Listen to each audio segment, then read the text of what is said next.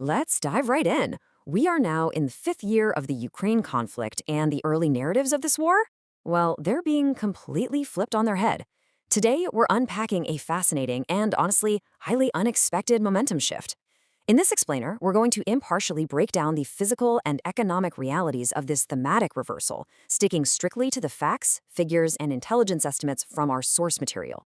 To really understand why things are stalling out, we'll be looking at 6 key areas: the battlefield reversal, the brutal math of attrition, economic cracks, drone warfare, striking logistics, and finally, Putin's dilemma. So let's kick things off with our first point, the battlefield reversal. Just look at the sheer contrast in scale here. In those chaotic opening weeks of the 2022 invasion, Russian forces rapidly occupied nearly 27% of Ukraine at their peak. But if we zoom in on the last 3.5 years following successful Ukrainian counteroffensives, the conflict has essentially shifted into a grinding attritional slog. Those advances, they've yielded just an additional 1.5% of territory. To put that into perspective, that is a territorial gain smaller than Los Angeles County. And actually, by April and May of 2026, Russian forces suffered net territorial losses for the first time in years. Which brings us right into Section 2, the brutal math of attrition. 1.2 million. That staggering figure represents the estimated total Russian casualties, meaning both killed and wounded, so far in this conflict. British and Swedish intelligence agencies estimate that about 500,000 of those are actual deaths. When you think about that extra 1.5% of land we just talked about, the cost and blood required to take it feels way more aligned with the horrific, grinding trenches of the 20th century world wars than anything we'd expect in modern combat. Now, here's where the brutal logic of attrition really sets in. Russia is definitely absorbing a numerically higher volume of losses, representing about 3% of its pre-war fighting-age male population. But mathematically speaking, Ukraine is taking much heavier demographic damage at 7% of its fighting-age population, with around 600,000 total casualties.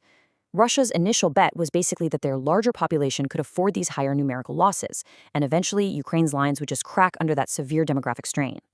But as you'll see, that math is starting to shift. By early 2026, the equation changes.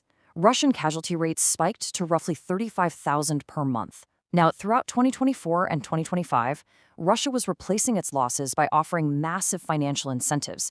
We're talking sometimes 7 or 8 times the median annual wage to recruits from less developed regions.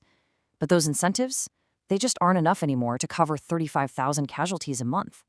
So for the first time in this entire war, recruitment is outright failing to replace the manpower being lost. All right, let's shift gears from battlefield math to macroeconomic strain in Section 3, cracks in Russia's economy. What's absolutely fascinating here is the massive discrepancy between official state data and independent intelligence. Moscow officially claims their GDP expanded by 13% between 2020 and 2024. But independent analysis by the Swedish government, which relies on alternative metrics like nighttime luminosity and satellite data, actually points to an 8% economic contraction over that exact same time span. We see the exact same story playing out with inflation. In mid-2026, official figures put Russian inflation at a manageable 5.2%, but Swedish military intelligence estimates the reality is closer to 15%. That's practically 3 times higher. And considering the central bank previously had to hike interest rates all the way to 21%, it really suggests these inflationary demons, which are eating into both Russia's military spending capacity and civilian quality of life, are way more severe than what's being officially acknowledged. To really understand why these costs are mounting so fast, we need to look at Section 4, the asymmetric drone war. The front line has literally become a high-tech nightmare. You've got over 150 local Ukrainian manufacturers now churning out millions of cheap explosive FPV drones every single year. They've essentially turned a 745-mile-long front line into a completely saturated kill zone that stretches anywhere from 15 to 30 miles deep. Pretty much every square inch is under constant surveillance. It makes the kind of mass armored breakthroughs that define 20th century warfare virtually impossible today. And the human impact of this impenetrable drone wall is incredibly stark. At the start of the war, the ratio of wounded to killed soldiers was around 10-1.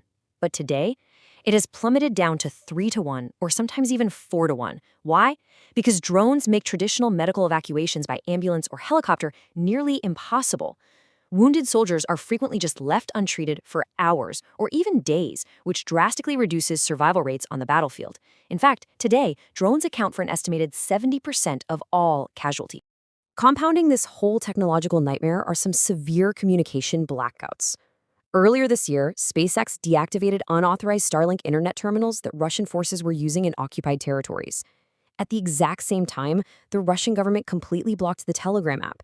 Now, this was a primary tool used by their own military for logistics and coordination, but they blocked it partly to stop drones from accessing mobile networks and also to increase civilian censorship. This dual loss of connectivity is a huge deal.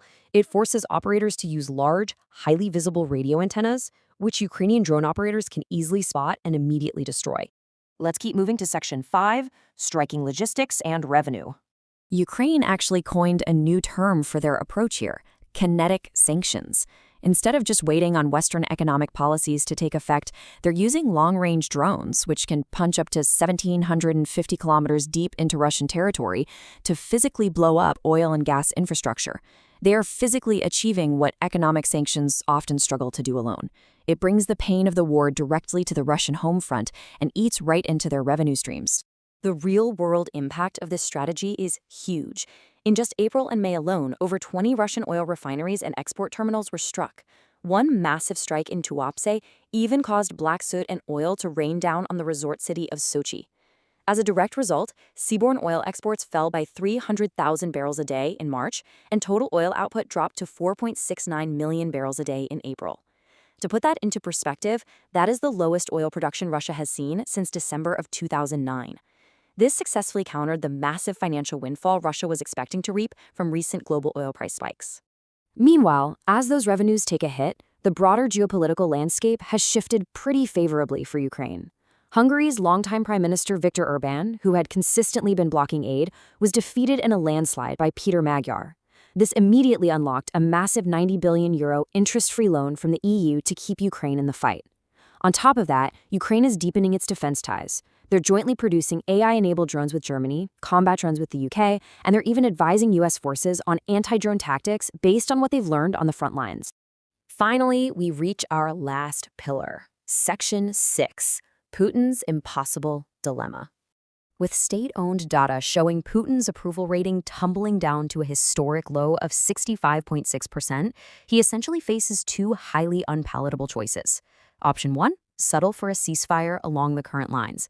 But that means abandoning his strict order to completely conquer the Donbas region, which risks absolute outrage from hardliners who expect total victory. Option 2, escalate the war by ordering another general mobilization to forcefully deploy 200,000 more men.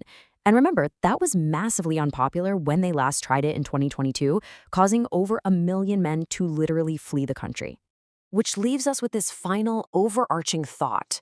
Given the devastating economic strain hidden behind those official figures, the crippling technological attrition happening daily on the front lines, and the shifting global dynamics funding Ukraine's defense, will the Kremlin actually risk immense political instability at home to push for a total military victory that, right now, seems completely out of reach?